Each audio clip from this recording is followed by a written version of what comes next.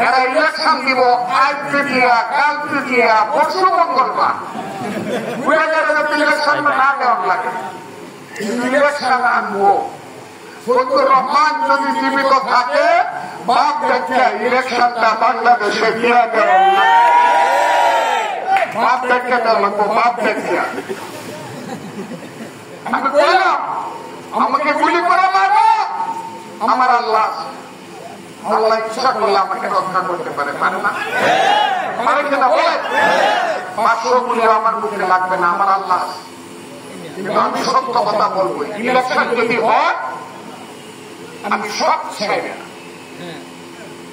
আমি অষ্টগ্রাম আসছি না, কারণ অষ্টগ্রাম হইল আমার মা। মাইকেল মধুসূদন দত্ত নামে বাংলার একজন শ্রেষ্ঠ কবি ছিল।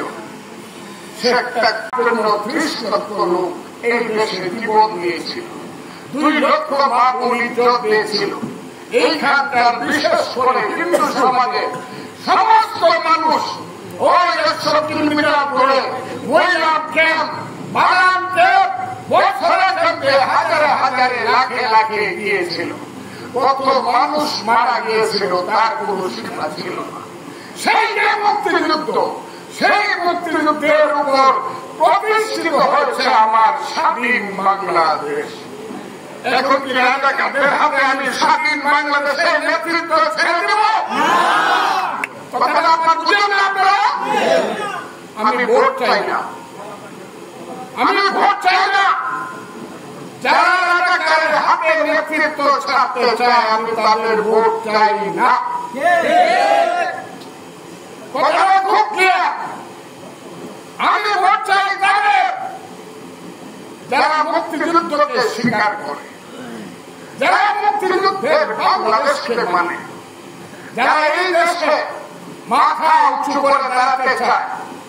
মুসলমান একজন সন্তান, সে একটা দিয়া মাদ্রাসায় যাবে, পৌঁছে মাদ্রাসায় যাবে, আলিয়া মাদ্রাসায় যাবে, আরবি লাইনে লেখাপড়া করবে। সে যখন আলী বেদেশে করবে, আরেকটি ছেলে মুসলমানের তারই আপন ভাই সে স্কুলে যাবে, প্রাইমারি স্কুলে, সে করবে সরু সরাইয়া রসুই দীর্ঘই। আপত্তি আছে? ও যখন করবে আলহামদুলিল্লাহ রাব্বিল আলামিন মাদ্রাসায়, আরেকটি ছেলে সে করবে পাখি সব করে রব রাতি পোহালো, কারণে কুসুম কলি সকলে ফুটিল, রাখাল গরুর পাল রয়ে যায় মাঠে। আপত্তি আছে? আরবি পড়াও চলবে, বাংলা পড়াও চলবে। মৌলানা সাহেব হবে, বিজ্ঞানী হবে নাকি হবে না? বিজ্ঞানী মঙ্গল